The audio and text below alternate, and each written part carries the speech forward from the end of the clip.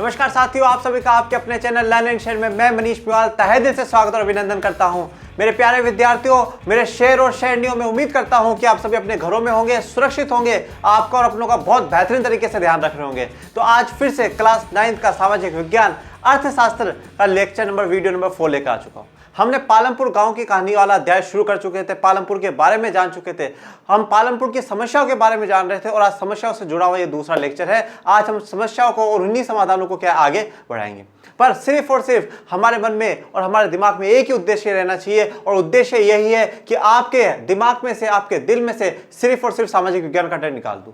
आपकी खून की एक एक बूंद में सामाजिक विज्ञान के लिए प्यार हो, हर नस नस में सामाजिक विज्ञान के लिए प्यार हो और उसके लिए हमें आत्मविश्वास भरना होगा, खुद से कहना होगा, हर रजिस्टर पे लिखना होगा कि मेरे प्यारे विद्यार्थियों हो जाओ तैयार, अब आपको होने वाला है सामाजिक विज्ञान से प्यार। हो जाओ तैयार, अब आपको होने वाला है सामाजिक विज्ञान से प्यार। तो आज जो हम लोग पढ़ने जा रहे हैं वो है लेक्चर 4 पालमपुर गांव की कहानी। हम लोगों ने पिछले वीडियो लेक्चर में कुछ समस्याएं देख ली थी, जैसे कि भूमि स्थिर है, ठीक है, कोई भी गांव हो, कोई भी जगह हो जहां खेती करनी होती है वहां भूमि स्थिर होती है, ठीक है। भूमि स्थिर होने के साथ फिर वहां पर पैदावार कैसे बढ़ा सकते हैं वो हम लोगों ने देखा। हमने हरित क्रांति के बारे में पढ़ा, उसके सकारात्मक और नकारात्मक प्रभाव हम लोगों ने पढ़े। अब आज आगे इसके अलावा और भी समस्याएं आज हम लोग देखेंगे और उनको विस्तार से और विस्तृत में जानने की कोशिश करेंगे। तो आज जो है पहली समस्या है कि भूमि का असमान वितरण। पहली समस्या तो हमारे पास यही थी कि भूमि स्थिर है, भूमि हमारे पास जो लैंड है वो लिमिटेड है, भाई ज्यादा नहीं है, और उसी लैंड पे हमें जो भी उत्पादन करना है हम वही करेंगे। और मैंने आपको बताया था कि उत्पादन उन चीजों का करना है जिन्हें की हमें जरूरत है, नीड है, उनकी नहीं जिनकी हमें इच्छा है। वांट वाली चीज का कभी भी उत्पादन नहीं होता। उत्पादन सिर्फ उन्हीं वस्तुओं का होता है जिनकी हमें क्या हो, जरूरत हो, आवश्यकता हो। तो अब क्या है, जब भूमि स्थिर है तो गांव के लोगों में उसको क्या हो, बांटा भी गया होगा, ठीक है। सारी भूमि एक इंसान के पास तो आती नहीं है, किसी के पास थोड़ी भूमि, किसी के पास ज्यादा भूमि। अब जो पालमपुर गांव में क्या है, असमान वितरण है। असमान मतलब अनइक्वल डिस्ट्रीब्यूशन, लोगों के पास बराबर नहीं है। किसी के पास बहुत ज्यादा जमीन है तो किसी के पास बहुत ही कम जमीन है, और बहुत से लोग तो ऐसे हैं जिनके पास जमीन भी नहीं है। अब आगे जानते हैं।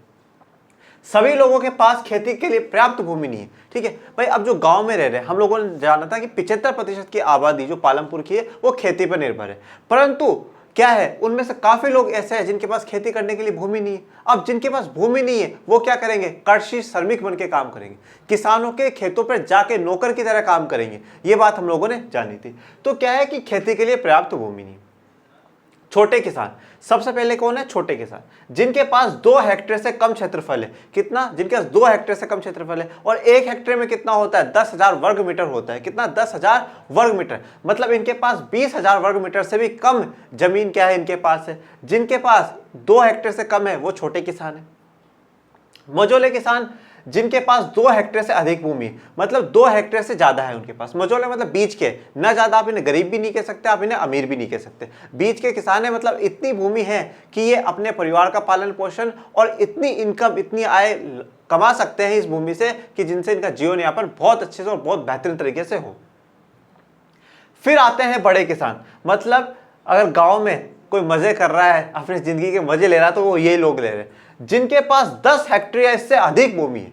मतलब 10 हेक्टेयर से भी ज्यादा, आप सोचिए कितनी ज्यादा भूमि इन लोगों के पास है। इनके पास 2 हेक्टेयर से कम है छोटे किसानों के पास, मझोले के पास 2 या 10 के बीच में रहेगी, और इनके पास बड़े किसानों के पास 10 हेक्टेयर तो है ही है, और किसी किसी का तो इससे ज्यादा भी है। अब आप इस चित्र पर आ जाइए। इस चित्र में आपकी एनसीईआरटी में दिया हुआ है ये चित्र, और इस चित्र में देखिए कहीं पर तो क्या है, बहुत ज्यादा जमीन है, तो ये बहुत ज्यादा जमीन तो बड़े किसानों की हो गई।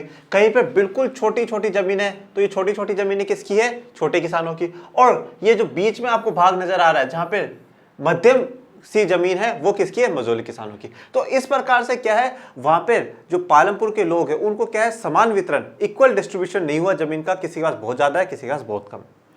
नोट, लगभग 150 परिवार भूमिहीन है, अधिकांश दलित समाज के लोग हैं, ठीक है। मैंने आपको पहले भी कहा था कि वहां पे उच्च जाति और अनुसूचित जाति, इन 2 समुदाय के मुख्य लोग रह रहे हैं। उच्च जाति के लोगों की जो स्थिति है वो बहुत अच्छी है, और दलित समाज के, अनुसूचित जाति के जो लोग हैं उनको गांव से बाहर एक कोने में रखा जाता है, और उनकी स्थिति बहुत बेकार है, बहुत खराब स्थिति में। तो अब जो भूमि में भी भूमिहीन है, ठीक है, ज्यादा अधिकांश कौन है, दलित समाज के लोग हैं। मतलब उनके पास ना तो वो छोटे किसान है, ना मझोले किसान है, ना बड़े किसान है, उनके पास भूमि नहीं है कि जिससे कि वो क्या कर सके, खेती बाड़ी कर सके। अब आते हैं श्रम की व्यवस्था। अब जब हमारे पास चलो जमीन भी हो गई, जिसके पास जमीन है बहुत बढ़िया है, और जिसके पास नहीं है वो क्या बन जाएगा, श्रमिक बन जाएगा, लेबर बन के वहां पे काम करेगा। अब ये जो श्रम है, ये जो लेबर है, अब इसकी व्यवस्था कौन करेगा और कौन कैसे करेगा वो हम लोगों को जानना है।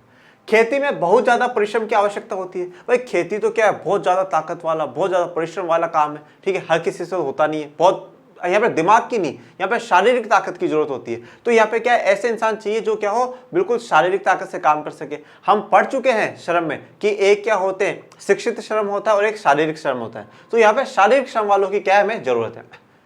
छोटे किसान, छोटे किसान अपने परिवारों के साथ अपने खेतों में स्वयं काम करते हैं। देखो अब छोटे किसान हैं, ये ऐसे किसान हैं जिनके पास 2 हेक्टेयर से कम भूमि। अब इनके पास क्या, उत्पादन भी इनका कम होता है, और जब उत्पादन कम होता है तो वो उत्पादन में ज्यादा से ज्यादा क्या है, वो अपने परिवार के खाने पीने में, उनके पालन पोषण में चला जाता है। तो वो मार्केट में क्या है, बहुत कम बेचते हैं, और जब मार्केट में कम बेचते हैं ना तो पैसा कम आता है। तो इसलिए क्या है, ये किसी को नौकर रख नहीं सकते, तो इसलिए क्या, सारे परिवार के लोग मिलकर ही क्या है, खेती बाड़ी कर लेते हैं। तो छोटे किसानों में श्रम, लेबर कौन रहेगा, वो खुद जो परिवार के लोग हैं वही क्या है, लेबर बनकर काम करेंगे, और उससे जो भी उत्पादन होगा उन लोगों से अपने परिवार के लिए बचाएंगे और कुछ बचा कुचा मार्केट में जाकर बेच देंगे। फिर है मझोले और बड़े किसान।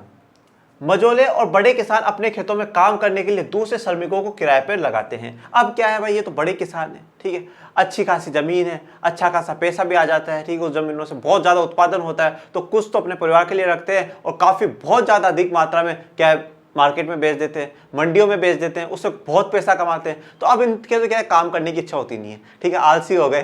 तो अब ये लोग क्या कर रहे हैं, दूसरों को क्या है, काम पे रख लेते हैं। ऐसे लोगों को, या तो जिनके पास जमीनें नहीं, ठीक है, या ऐसे लोग जो जमीन है पर वहां पे काम, जैसे आप छोटे किसान हैं, आज मान लो इस परिवार में इतना काम है ही नहीं उनकी जमीन पे, तो इनमें से क्या हो गया, कुछ लोग क्या है, बेरोजगार है, वो क्या करेंगे, इनके पास काम करने लग जाएंगे। मतलब ये लोग क्या कर रहे हैं, बड़े किसान भूमिहीन को और छोटे किसानों के जो परिवार में से कोई बेरोजगार है उनको यहाँ पे अपना क्या है, नौकर बना लेते हैं और काम करवाते हैं।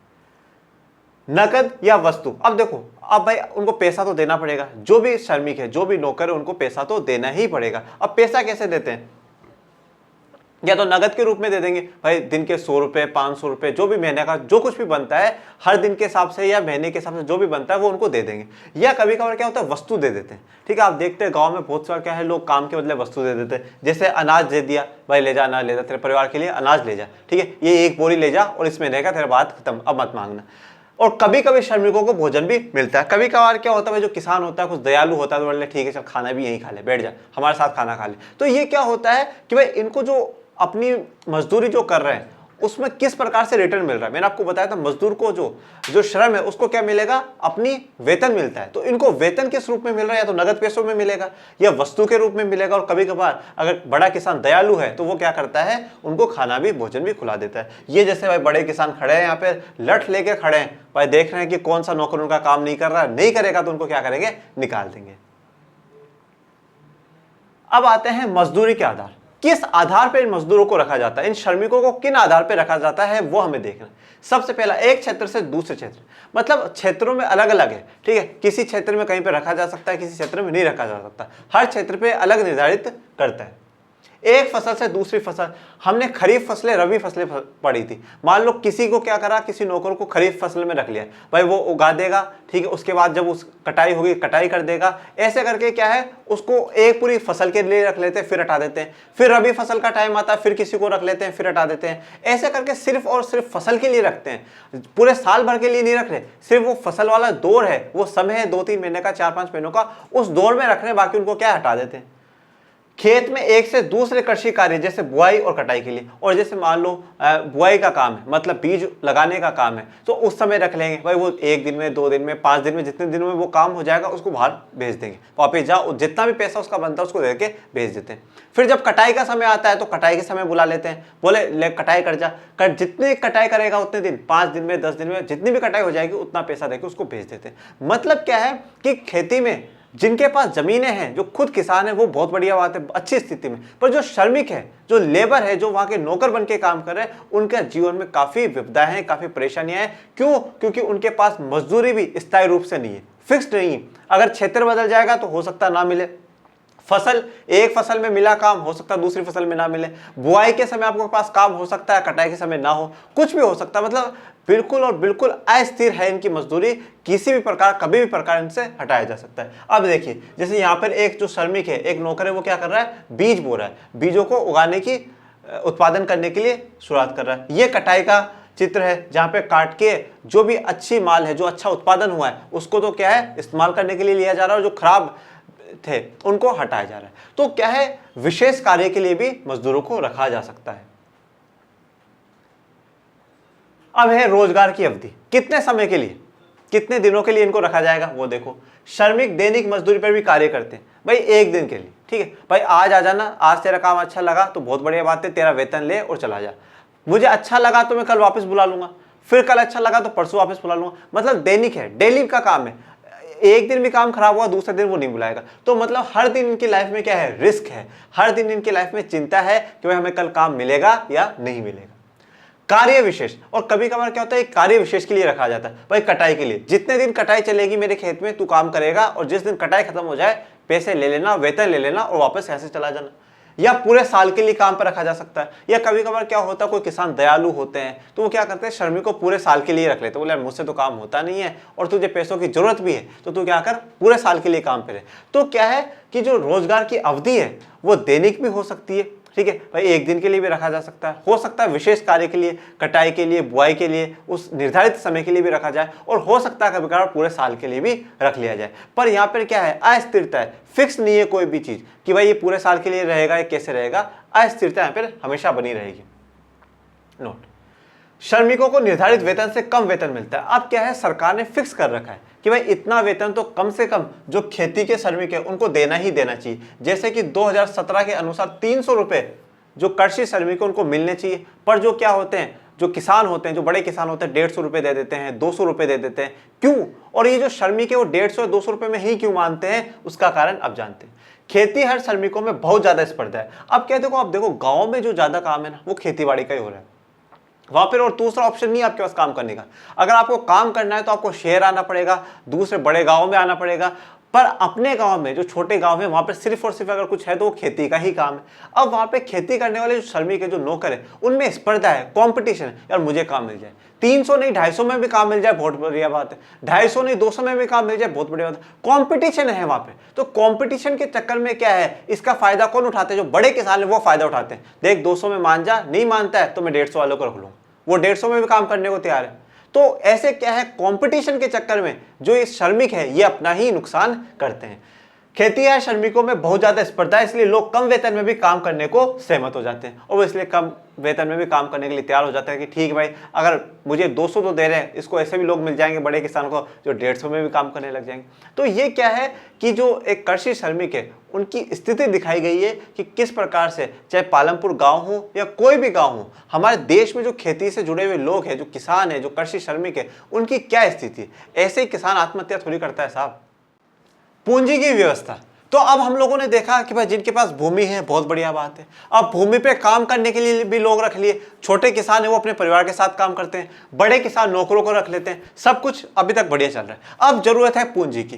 पूंजी की जरूरत क्यों है? क्योंकि भाई फसल उगाने के लिए आपको खाद चाहिए, किससे आएगा भाई, पैसे से आएगा। उर्वरक चाहिए, कीटनाशक चाहिए, बड़ी बड़ी मशीनरी चाहिए, ट्रैक्टर चाहिए, किससे आएगा, पैसों से आएगा। तो ये पैसों की व्यवस्था करना तो बहुत जरूरी। इसी पैसों के पीछे पूरी दुनिया भाग रही है, और इसी पैसों की जरूरत क्या खेती में जरूरत पड़ती है, देखते हैं। अब सबसे पहले आते हैं छोटे किसान।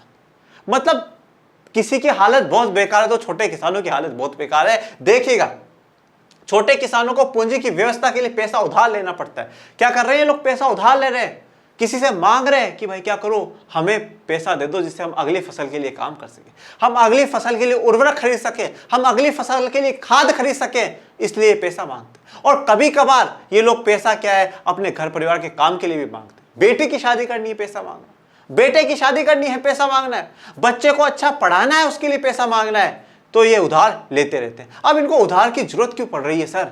ये किसान नहीं गए क्या, ये उत्पादन नहीं कर रहे क्या? कर रहे उत्पादन, पर देखो ये क्या है, मान लो ये 50 किलो गेहूं उगाते हैं, कितना है 50 किलो गेहूं उगाते हैं, क्योंकि जमीन छोटी है, भूमि स्थिर है, ज्यादा जमीन है नहीं इनके पास। 50 किलो गेहूं उगाते हैं, अब उसमें से क्या करा, 30 किलो गेहूं तो पहले अपने परिवार के लिए रख लिया, क्योंकि परिवार का पालन पोषण करना तो जरूरी है ना भाई। दूसरों को खिलाओ और परिवार भूखा मर जाए, ये कहाँ का नियम है। तो सबसे पहले क्या करते हैं, परिवार के लिए रखते हैं। क्योंकि कबीरदास जी क्या कहा करते थे, जल्दी से बताओ क्या कहते थे कबीरदास जी, कि ए साईं इतना दीजिए जा मैं कुटुंब समाए, मैं भूखा ना रहूं साधु भूखा ना जाए। वो कहते थे ए भगवान इतना दे दो कि मेरा कुटुंब, मेरा परिवार समा जाए, कभी मैं भूखा ना रहूं, मेरा परिवार भूखा ना रहे, और कभी घर में मेहमान आ जाए ना, क्योंकि मेहमान तो आपका रूप होता है, अगर वो आ जाए तो वो भूखा ना जाए।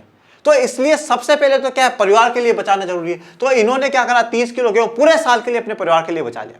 अब बचा कितना, 20 किलो। कितना बचा, 20 किलो। ये 20 किलो गेहूं क्या मंडी में जाके बेचते हैं, बहुत कम पैसा मिलता है।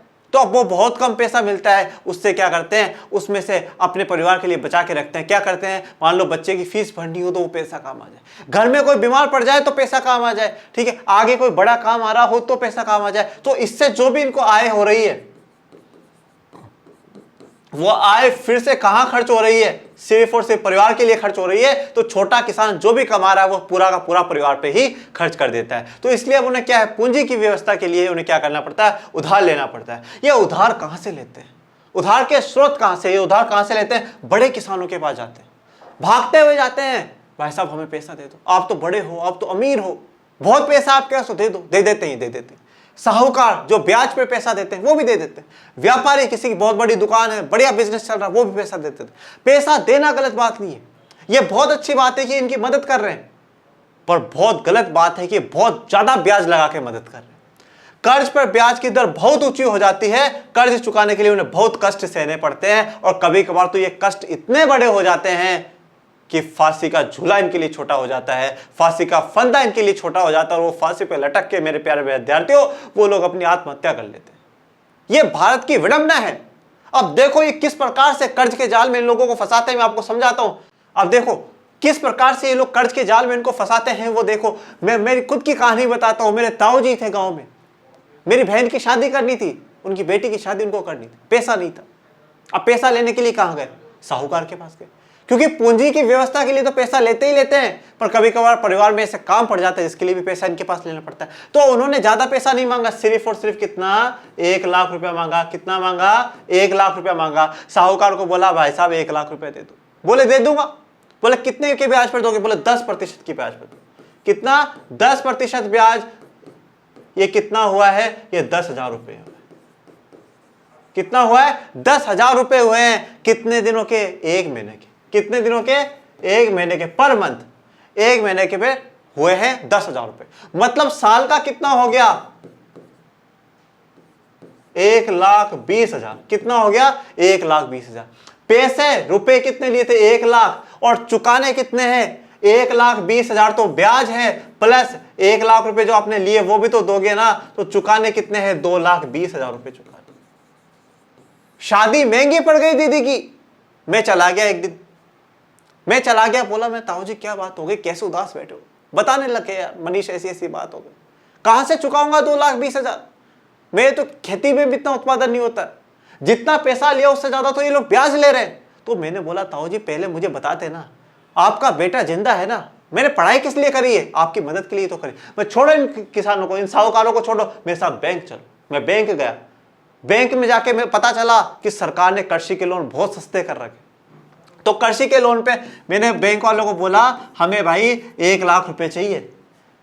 बोले किस लिए चाहिए, मैं चाहिए तो बेटी की शादी के लिए चाहिए। बेटी की शादी पे भी मतलब सस्ते में लोन मिल रहा है, पर वो कृषि के नाम पे, क्योंकि किसान थे तो उनको कृषि के नाम पे लोन दे दिया। और बोले कितने के ब्याज की दर पे, बोले 7% के हिसाब से देंगे। और कितने पे दोगे, बोले 7 के हिसाब से देंगे। तो अब आप बोलोगे सर ये 7,000 ले रहे हैं, ये 10,000 ले रहे हैं, क्या फर्क है, इसमें इतनी चिंता क्या, 3,000 ही तो ज्यादा ले रहे, कौन सी बड़ी बात है। पर ये जो 7,000 है ना, ये क्या है, पूरे साल के हैं बच्चों, पर एनुअल पूरे साल के हैं। अब यहाँ पे इनको कितना चुकाना है, 1 लाख रुपए का जो लिया वो तो चुकाओगे चुकाओगे, और 7,000 रुपये आपने क्या करे, ब्याज हो गया, 1,07,000 रुपये ही चुकाने हैं। यहाँ पे 2,20,000 चुकाने थे, यहाँ पे 1,07,000 चुकाने हैं। मैंने मेरे ताऊ जी को 1,13,000 रुपये देने से बचा लिया। ये साहूकार इसलिए गलत करते हैं, और इसलिए हमारे देश में किसान आत्महत्या पर चढ़ जाता है।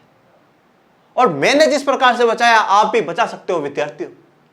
शिक्षा, बार बार कहता हूं, शिक्षा वो शेरनी का दूध है जो पिएगा धाड़ेगा। बाबा साहब अंबेडकर भी धाड़े, आप भी धाड़ो। और ये कहता हूं कि जहां गलत होता है ना, उस गलत के खिलाफ बोलो।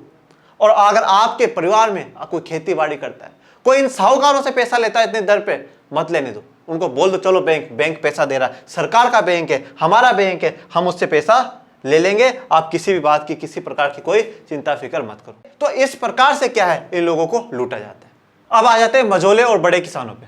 मझोले और बड़े किसानों को खेती से बचत होती है। अब इनके पास तो क्या है भाई, इनके पास तो बहुत ज्यादा बड़ी बड़ी जमीन है। तो ये क्या कर रहे हैं, मान लो 1000 कुंटल, 1000 किलो क्या कर रहे हैं, गेहूं उगा रहे हैं। उसमें से थोड़ा बहुत, मान लो 50 किलो गेहूं भी रख लिया तो कोई बात नहीं। 950 किलो गेहूं कहाँ जा रहा है, मंडी में बिकने के लिए जा रहा है। अब उसको बेचते हैं, खूब पैसा कमाते हैं।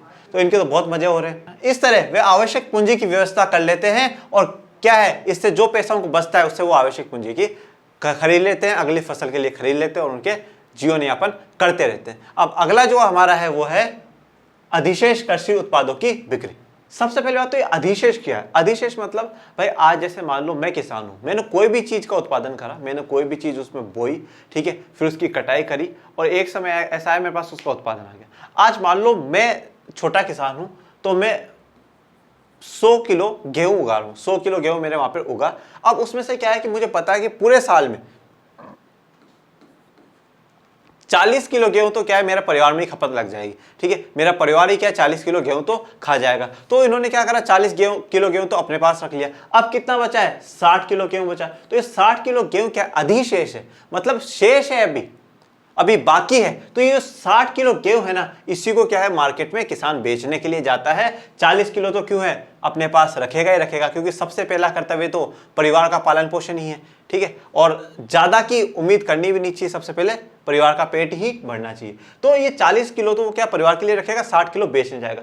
जो वो बेचने के लिए मार्केट में जाएगा उसे कहते हैं अधिशेष कृषि उत्पादों की बिक्री। अब जो अधिशेष हुआ, जो एक्स्ट्रा हुआ है, उसको कैसे बेचते हैं वो हमें जानना।